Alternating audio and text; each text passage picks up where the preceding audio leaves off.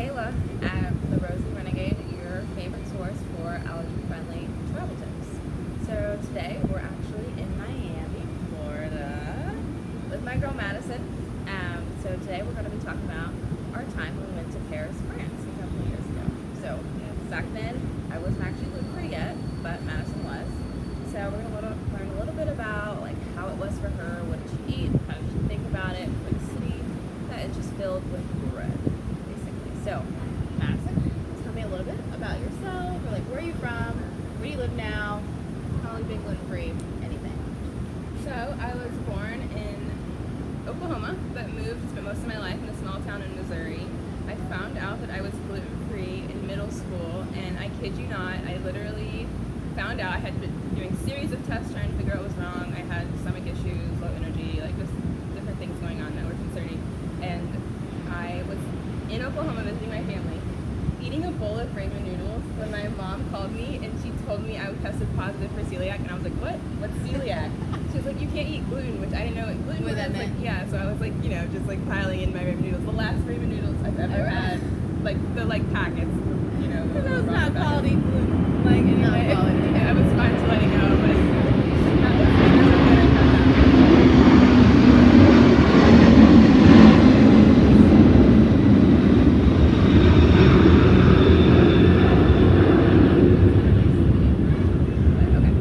So I found out while eating a bowl of ramen noodles, ramen, whatever. So then I basically had been gluten-free ever since. There's been a journey there, like learning what it was, a lot of mistakes along the way, but now I feel like What year was that? Oh my god, I literally don't even know. I was going into 8th grade. So Like, what are you in your 8th? I was like 14. 12. Oh. Well, at 14. It's at least a So decade 15 ago. 14 was freshman year. I got my car at the end of freshman Probably year. like 2010 or like 2009 almost.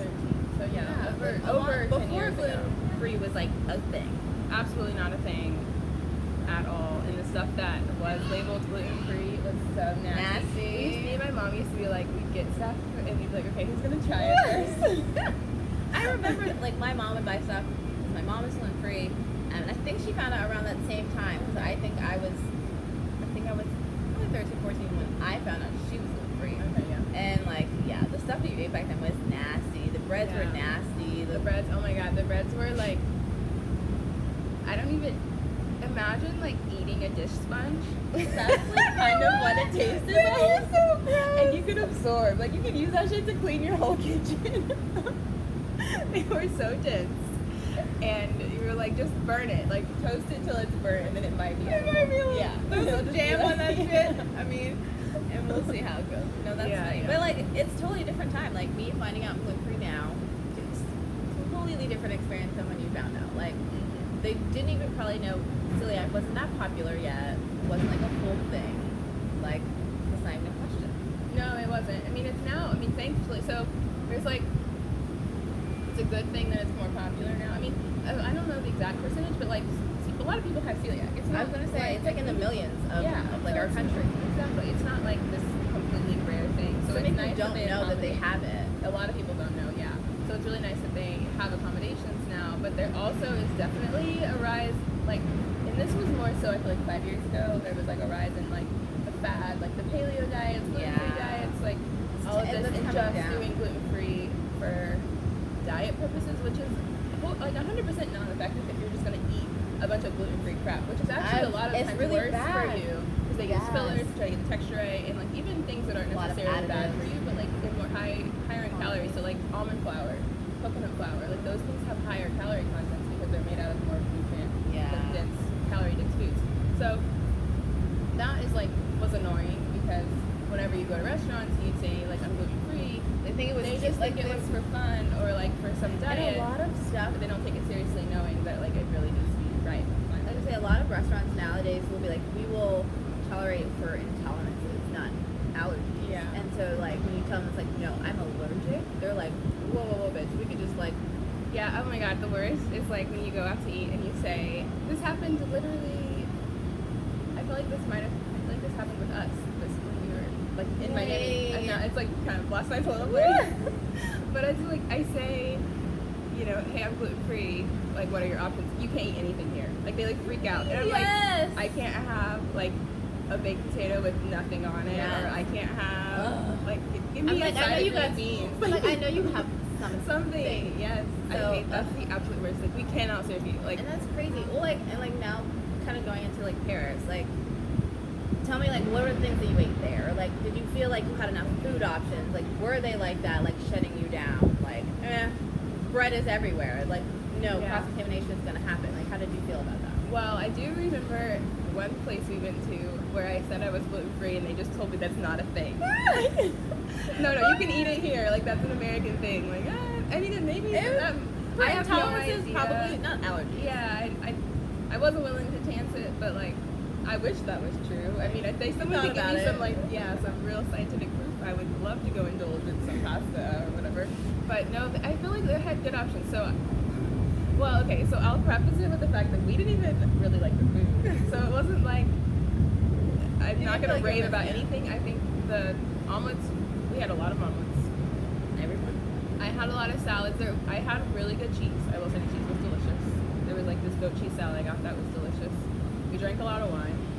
The food was like not really the part of the trip for me. It was more like that was the highlight. It was more like the culture, the sightseeing, going to like different not wineries, but like wine bars. Yeah. That was really fun, but not so much the food. And it might have been partly because I was gluten free. I did have a gluten free one of those like sandwiches that you got. I think one of the places had a gluten free bread. Yeah, they did. Was it when we went to Versailles? No, it wasn't Versailles. It was this. Remember when we went to that bookstore? It was next to that. Yeah, okay. Had really Yeah, I remember that. I do remember that. But Uniqua was still there. Okay. Yeah, so I had because you had a bunch of those. Because you do get. I was so freaking tired of the ham sandwiches. Yeah. No. Yeah. You didn't miss out. So like you felt like you were fine. Like you didn't feel like you missed out on like the food experience. I agree. To me, Paris wasn't like a foodie place.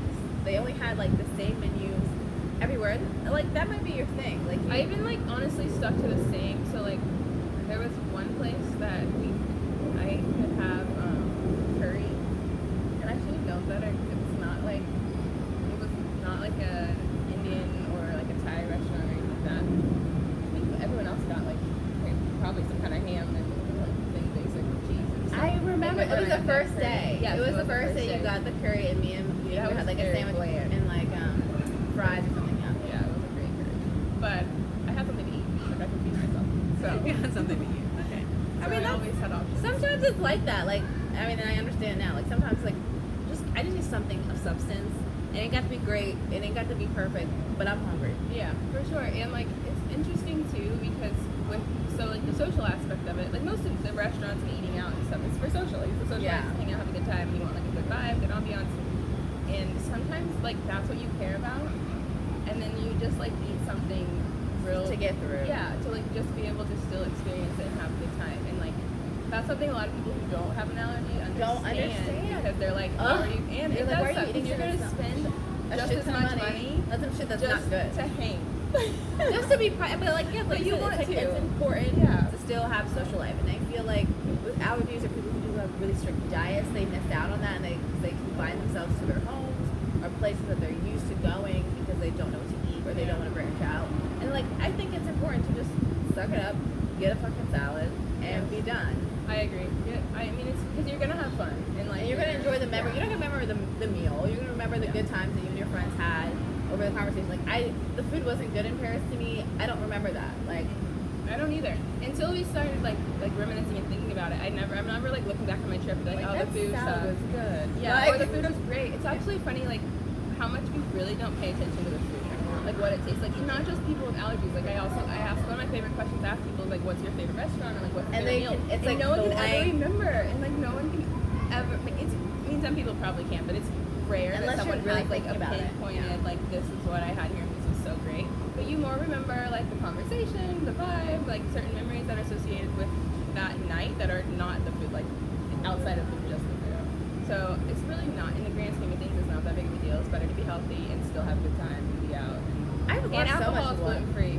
Girl, but ain't it? The And Lord. then, well, except for beer, but Well, yeah, I don't beer, like but- beer anyways, and I never have. But liquor. Yes, All go for the liquor. hard stuff. Yeah. You'll be a cheap date. With a salad and hard liquor, you'll be a cheap date. But no, that's like, I think that's valid. Like, I think people feel like I'm gluten free.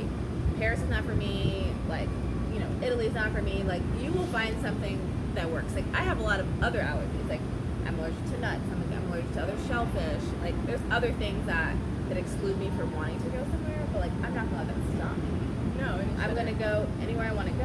I'm gonna find This something bitch to went eat. to Paris with no EpiPen. We're trying to she's find one. anaphylactic and doesn't speak French. And she Okay. was like, it'll be fine. It'll be fine. Like, don't do that. I tried. Remember, we tried to go like a couple pharmacies to try to find Yes, one. no. Okay, but I learned my lesson. My EpiPen is in the room. Probably should be on me, but I have one now. You have one now. Thank goodness. And Yeah, probably it like should. yells at you and tells you what to do in English, but still. Yeah, the EpiPen does? Oh. Like, So it tells me what to do if I have to snap that into like you. if you like pop it open and starts to like give the person instructions and like stab them in the leg, or whatever. Jesus, that would be traumatizing. I hope But that like a lot of never people don't happens. know how to use EpiPen, Well, yeah, I so I'm like, definitely I don't. can't do it on myself if I'm dying. Somebody needs to do one. But no, yes. So okay, cool. Well, no, thank you for telling me all about your Paris experience. Like basically at the end of the day, you're not missing out if you go to Paris being gluten free. No, and they have this place called Sans Gluten, which literally just means gluten free, which is kind of funny. But they have really good pastries, the best pastries I have had, I think, honestly, ever. It was And one of the Kayla best had- ones I had, and I Yeah. could eat gluten at the time. Like, because they made it fresh. Like, everything felt more fresh than the, like, traditional, like, patisseries there. Because, like, the other ones, they make everything in the, like, crack of dawn for everyone kind of going to work or school. And then those are the same pastries out all day. So unless you're waking up early, they're not fresh. It's so weird. Literally, you walk down the street, people are like holding their baguette and their cigarettes. It's Yes, like- they ate. Okay, that's the thing. I remember what you were saying. There's like Parisians, they eat cigarettes.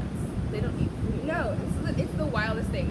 First of all, also the times they eat are just completely Crazy. But different. I was starving. I'd be like, I was confused. No one wakes up. Like we went to, I think this is when we went to Versailles. yeah. And we left early in the morning. I think like not crazy. Like It was pretty only, early. Like We had to 8, get there at maybe like 9 or something. Yeah, maybe 7:30. We were trying to get coffee.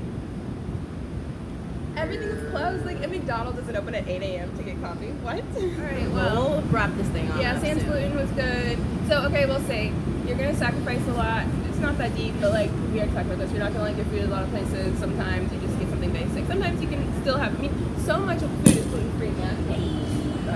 I was like, what's going on? Stop it, Stuff bottle. is falling from the sky. But I will say every vacation, if you can find one place that's a dedicated gluten-free facility where you can get something like a treat for yourself that you can really get excited about and love and like have your little foodie moment, then like do it because that helps balance like the times where It makes you can't get feel what like you want. seen. It makes you feel heard. And like I remember we were so excited for you to find that. Yeah. And it was right around our Airbnb. Yeah, it was like walking around the distance. corner. Like that was a nice spot, and it was such a good vibe. Like such a good. It was like, really pretty and a like modern, yeah, places like, that are still like vibe. upscale and like nice and you can really enjoy. And a lot of the gluten-free, like dedicated gluten-free restaurants and like boutiques, or not boutiques, like bakeries are really nice. Like they Yeah. usually are very cute and And have we stayed food. around, like read a book or like chilled for a little bit. Like Yeah. it was a really nice. If you can like head up there, that's definitely a recommendation I have. For sure, yeah. Definitely find something that's just for you. Because a lot of times you're gonna have to be like, oh no, it's fine. Like I'll make it work. But just make sure you find those times to be like, no, we're gonna find me something We're gonna make it gluten-free work. and good. We are gonna make it work. No, so, Even if you're the only one, like Kayla wasn't gluten free at the time, but like if your friends really care about you and love you, they will find you something. yes, for travel yourself. people give a fuck about you. Yeah, number Like, one. I want you to eat food and not be starving. Yeah. So, no, Paris was great. We loved our time. Drank lots of wine. Rhone wine. Right, Rhone wine. Great wine. You're gluten free. You'll make it through. You'll find stuff to eat. You'll enjoy it. Yeah. It'll be. It's not the end of the world. You won't remember the food. Go to 5 Guys. Go to Five Guys. And bye.